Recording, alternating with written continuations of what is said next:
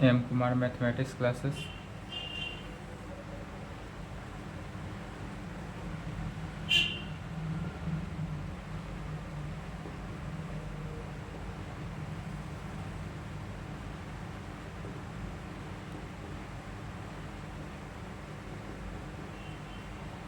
एक दिन के लिए क्लास ऑफ था, 21 मई को थोड़ा कार्य था, इसके कारण क्लास ऑफ था।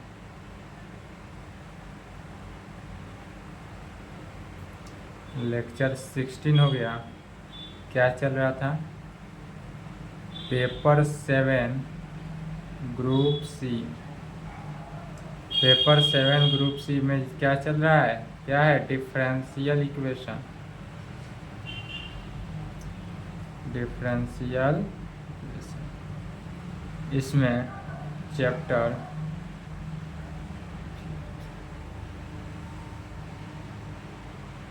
कौन सा चैप्टर देखना है? 5वां चैप्टर, जिसका नाम क्या हुआ? Charpit's method. चारपिट्स मेथड जो हुआ, इसको अच्छे से कंप्लीट करके समझना है। अभी तक जितने पढ़े हैं चैप्टर 1 चैप्टर 2 मोर इम्पोर्टेंट था, इसी प्रकार चैप्टर 5 जो है यह क्या होता है? मोर इम्पोर्टेंट चैप्टर है। कौन सा? चैप्टर 5। क्योंकि इस सिर्फ और सिर्फ only for chapter 5 Charpit's method से 1 फुल क्वेश्चन आएगा एग्जाम में। कितना आता है? 1 फुल क्वेश्चन आता है सिर्फ चैप्टर 5 चारपिट्स मेथड से। एक चारपिट्स मेथड पर प्रॉब्लम का आता है, थ्योरम भी पूछता है। ठीक है, तो इस चारपिट्स मेथड को अच्छे से कंप्लीट करना है। फिर इसके बाद एक और आता है चैप्टर 6 मॉन्क्स मेथड। यह चारपिट्स मेथड और मॉन्क्स मेथड दोनों मोर देन इम्पोर्टेंट है, इसको तो पढ़ के जाना ही हर हाल में। तो चारपिट्स को पहले अच्छे से समझ लेंगे, उसके आगे देखेंगे क्या? मॉन्क्स मेथड 6 चैप्टर में। यह जो चारपिट्स मेथड है चैप्टर 4 जब पढ़ाए थे, चैप्टर 4 में बी नंबर करके लिखा गया था। तो चैप्टर 4 का बी कहे चारपिट्स मेथड, या इसी को, चूंकि यह लॉन्ग प्रोसेस होता है, बढ़िया है, मोर इम्पोर्टेंट है, इससे 1 फुल क्वेश्चन आता है, इसके कारण इसको क्या किया गया? एक चैप्टर ही बना दिया गया। तो इसका डेफिनेशन देखते हैं, किसका? चारपिट्स मेथड का definition, formula and results. Charpit's method का डेफिनेशन, फार्मूला एंड रिजल्ट देखते हैं। पहला, यह चारपिट्स मेथड जो है इतने स्ट्रॉन्ग मेथड है, क्योंकि यह चारपिट्स मेथड को क्या कहा जाता है? यह स्ट्रॉन्गेस्ट होने के कारण इसको पावरफुल मेथड के नाम से भी जाना जाता है। कहेंगे this method is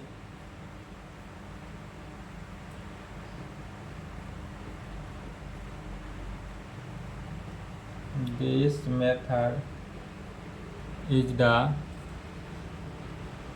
more powerful. This method is the more powerful method to solve partial differential equation of first order and higher। क्या कहेंगे? This method is more powerful method. यह जो मेथड हुआ, कौन सा मेथड? Charpit's method. नाम ही लिखेंगे Charpit's method, question भी कहेगा तो लिख देगा using Charpit's method, that is Charpit's method का यूज करके ही प्रॉब्लम को सॉल्व करना है। जो पिछला चैप्टर पढ़े हैं चैप्टर 4 वही सेम है, क्वेश्चन सेम रहेगा, सिर्फ उसको कह दे यदि चारपिट्स मेथड से एक्सप्लेन करने को तो कैसे करेंगे। तो कहेंगे this method is too more powerful method to solve partial differential equation of first order and higher degree. या जो है first order and higher degree का हुआ। सेकेंड डिफिनीशन में कहेंगे we use Charpit's,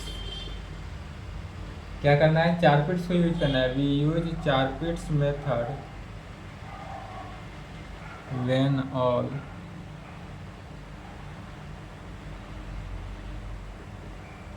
standard form method is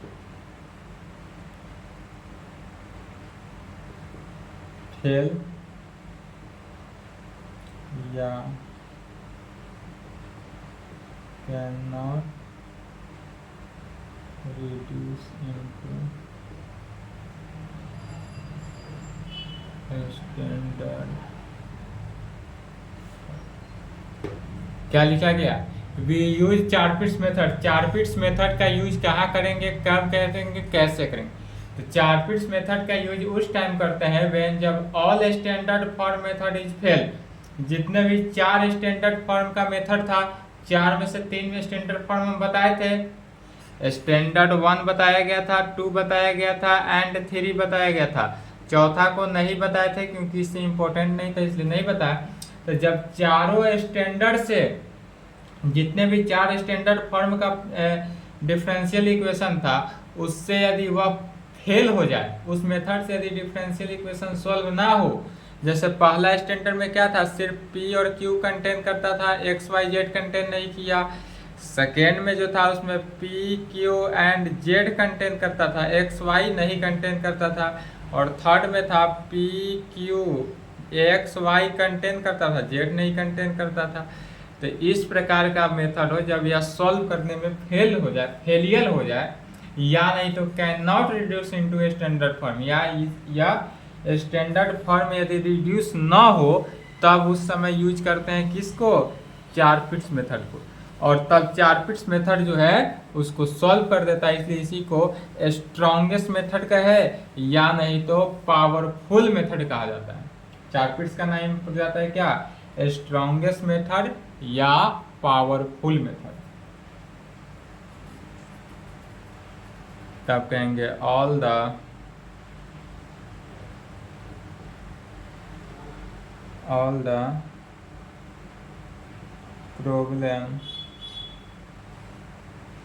problem of इसका standard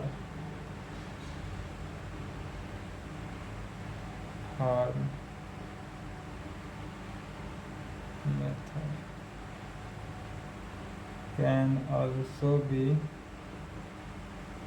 solved bye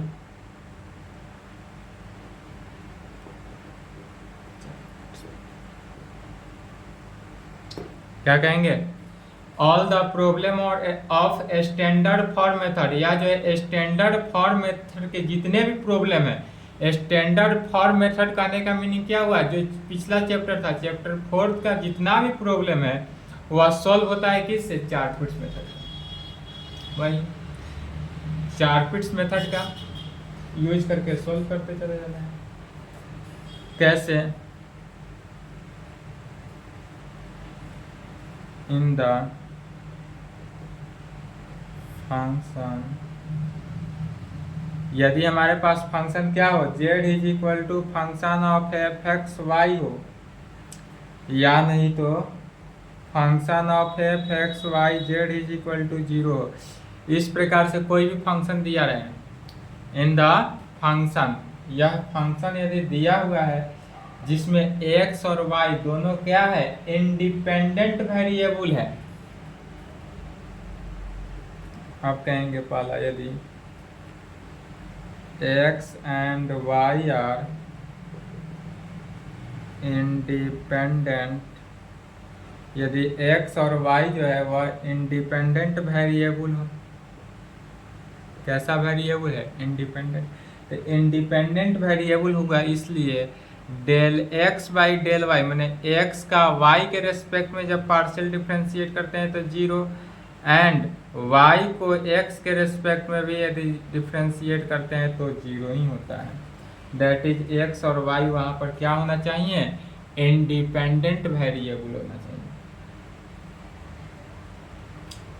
अब x और y तो इंडिपेंडेंट वेरिएबल है, और यहाँ पर जो z है वह यदि डिपेंडेंट वेरिएबल हो और डिपेंड करेगा कहाँ पर, x एंड y पे, यह जो z है वह डिपेंडेंट वेरिएबल होगा और डिपेंड कर रहा है x एंड y पर, तब इसका वैल्यू क्या होगा।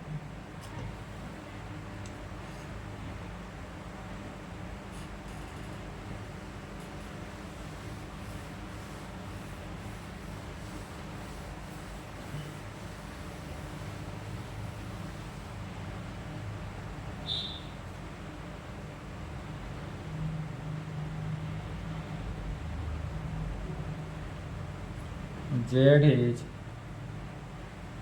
dependent variable, Z यदि क्या है, डिपेंडेंट वेरिएबल विच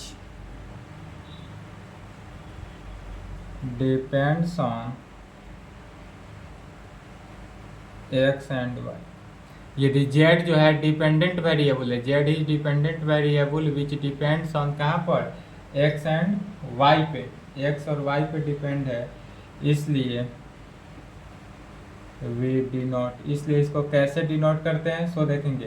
तो del Z by del x का value and del Z by del y का वैल्यू क्या होता है, यह सब यूज भी किया गया है चैप्टर 5 में ही। तो यदि जेड जो है वह एक्स और वाई के रेस्पेक्ट, एक्स और वाई पे डिपेंड है, इसका मीनिंग हुआ कि del Z by del x का जो वैल्यू है वह स्मॉल पी होगा, और डेल जेड बाई वाई है तो स्मॉल क्यू, तो पी और क्यू में value.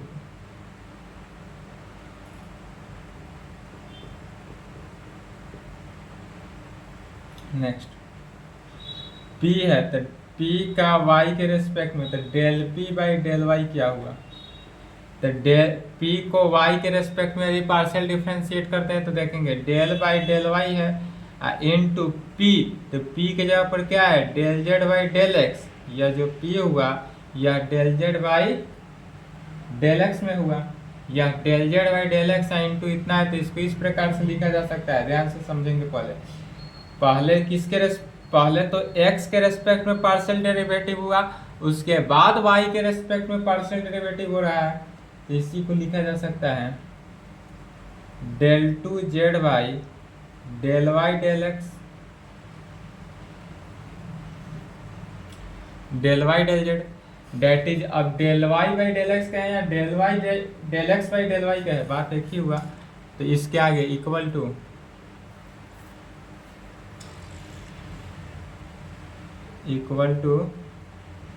Del two z by del x del y. यहाँ से क्या कहा गया, डेल एक्स को पहले डेल वाई को बाद में, फिर इसी को डेल बाई डेल एक्स को पहले, मैंने अब किसका पहले, del Z by del Y, मैंने del Z by del y का पहले किया गया पार्शियल डेरिवेटिव, फिर वह एक्स के रेस्पेक्ट में, फिर del Z by del Y जो हुआ वह क्या वैल्यू है, क्यू, तो यह हो जाएगा del Q by del x, del Q by del x, that is hence, यहाँ से निकला क्या वैल्यू, तो लेकर चले थे del P by del y, तो del P by del Y जो है वह इक्वल टू होता है किसके, del Q by del x के। अब डायरेक्ट यूज करेंगे, जहाँ क्वेश्चन में कहे कि del P by del Y जो है इज इक्वल टू, तो जहाँ del P by del Y हो वहाँ पर डायरेक्ट कौन सा यूज करेंगे, del Q by del X. कैसे हुआ सो यहाँ समझ गए, जब थ्योरम सॉल्व करेंगे, प्रॉब्लम बनाएंगे, तो उसमें direct del P by del Y is equal to लिख भी सकते हैं, we know that del P by del Y is equal to del Q by del X. इस सभी रिजल्ट्स को याद रखेंगे, उसके आगे ही थ्योरम या प्रॉब्लम सॉल्व होता है।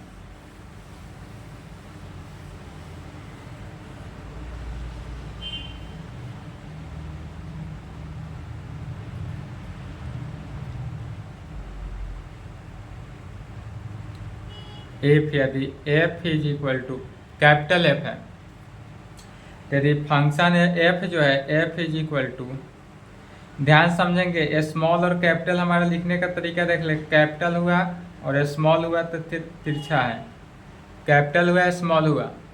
स्मॉल फंक्शन किस में होगा, x Y z p q में। यदि फंक्शन हमारे पास x Y z p q में हो और यह एफ इक्वल है तब क्या होगा, देन इससे दो कंडीशन निकलता है। पहला कंडीशन, यह जो एफ है डेल एफ, इसको एक्स के रेस्पेक्ट में पार्शियल डिफरेंशिएट करते हैं।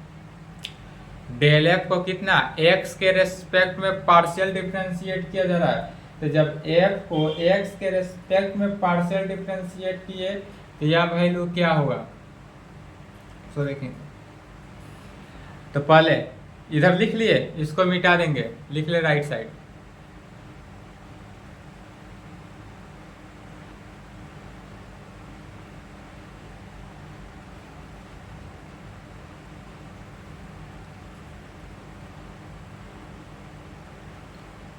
चलिए लिख लिए। अब यहाँ पर समझना है, एक्स के रिस्पेक्ट में पार्शियल डेरिवेटिव करते हैं, डिफरेंशिएट करते हैं।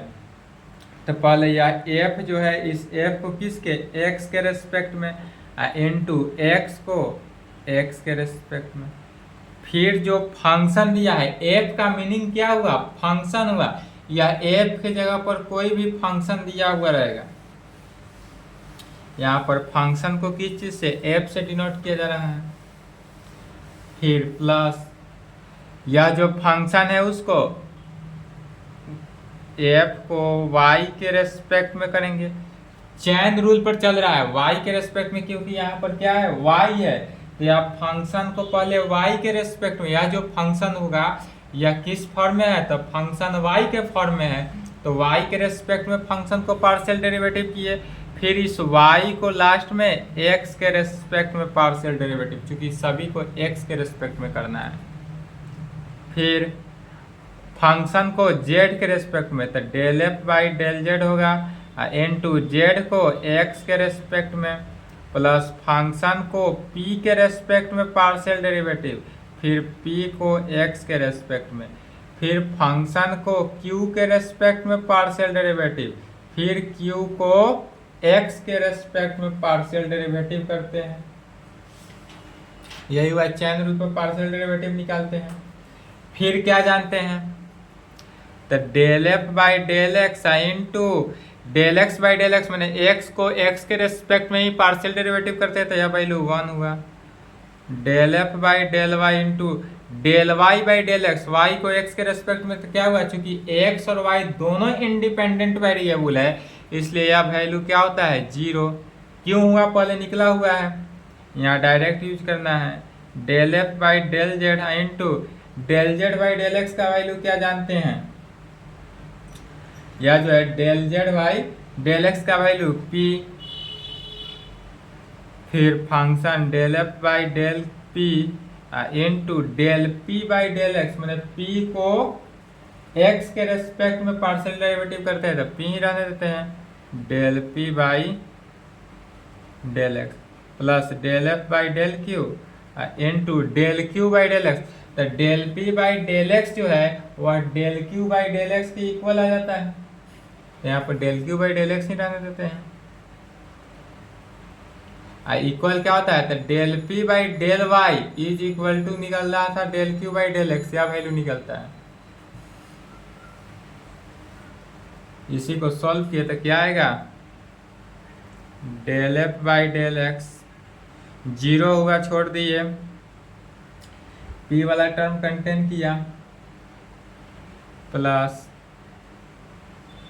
p into del F by del Z plus del F by del p into del p by del X plus del F by del Q into del Q by del x.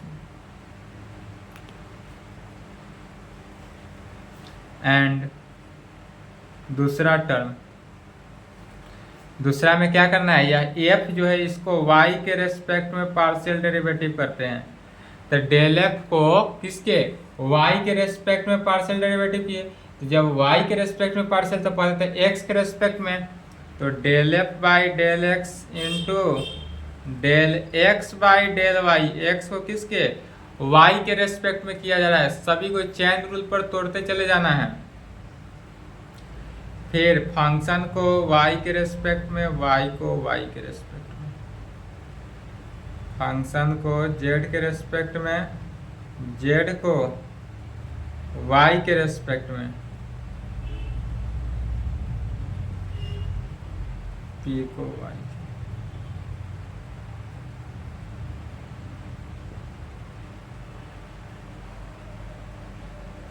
Q को Y के respect, फिर ये जो Q है उसको Y के respect.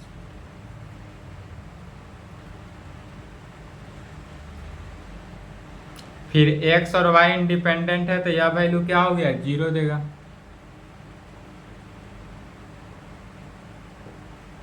One,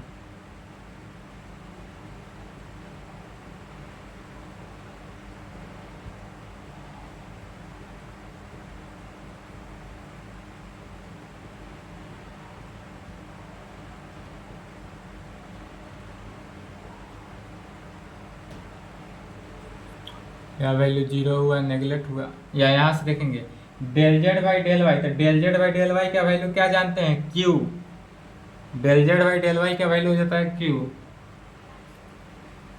तो यह वैल्यू किसके इक्वल हो गया, del F by del Y Q into del F by del Z, del F by del P, del P by del Y, del F by del Q into del Q. यहाँ दोनों result को याद रखेंगे। Result को याद नहीं रखना है, जब इसको डिफ्रेंशिएट करते जाएंगे पार्शियली तो यही रिजल्ट निकलेगा। एफ को एक्स के रेस्पेक्ट में जब पार्शियल डेरिवेटिव करते हैं तो यह वैल्यू निकलेगा, और एफ फंक्शन को वाई के रेस्पेक्ट में पार्शियल डेरिवेटिव करते हैं तो यह वैल्यू निकलेगा।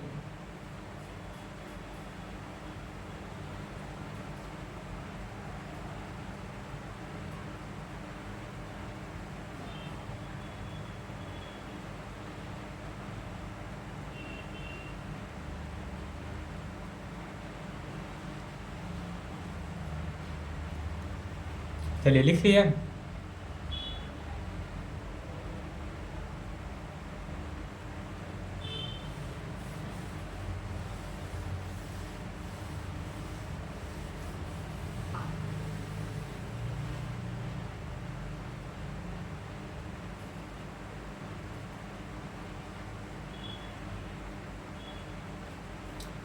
आप कहेंगे चूंकि यदि z इज इक्वल टू इस प्रकार से देते हैं z ऑफ एक्स वाई के टर्म में, इसलिए D Z is equal to, ध्यान देंगे तो यह जो डी जेड है किसके इक्वल होगा, तो यह z को पहले x के रेस्पेक्ट में पार्शियल डेरिवेटिव, तो del Z by del X into D x plus z को y के रेस्पेक्ट में, तो del Z by del Y into D Y में, यही हुआ। यदि z इज इक्वल टू इस प्रकार दे तो D Z is equal to del Z by del X into इतना। अब यह del Z by del x का वैल्यू क्या होता है, स्मॉल p होता है, इसलिए यहाँ से वैल्यू निकला d Z is equal to, तो D Z is equal to कितना, पी डी एक्स, या जो वैल्यू निकला यह p d x plus del Z by del y का वैल्यू क्यू डी वाई, तो D Z is equal to p d x plus q d y. इस result में पूरे वैल्यू को बाद में क्या करना है, पुट करना होगा। इतना रिजल्ट को याद रखेंगे, इसके आगे जितना भी थ्योरम है, एक ही थ्योरम है, ज़्यादा थ्योरम नहीं है, एक थ्योरम हुआ, इसको सॉल्व कर लेना है और उसके आगे प्रॉब्लम।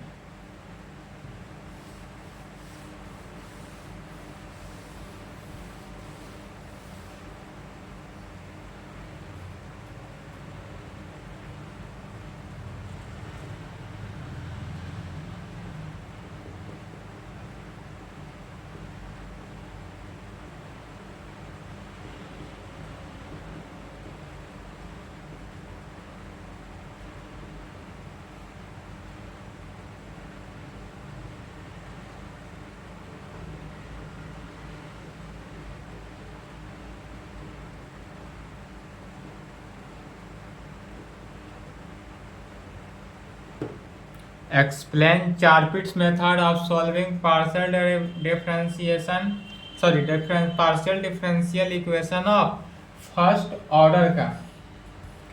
और यह जिनका भी बीयू है बिहार यूनिवर्सिटी, उनके लिए 10, 12, 14, 16, 18, 20, 22, 24 में पहले लिख लेना है, उसके बाद ही नंबर बैठाएंगे कितना नंबर में यह थ्योरम पूछा था, कौन सा, चारपिट्स मेथड। इसलिए इस थ्योरम को क्या करना है, मोर इम्पोर्टेंट है, यह 2024 के लिए आएगा, ठीक है।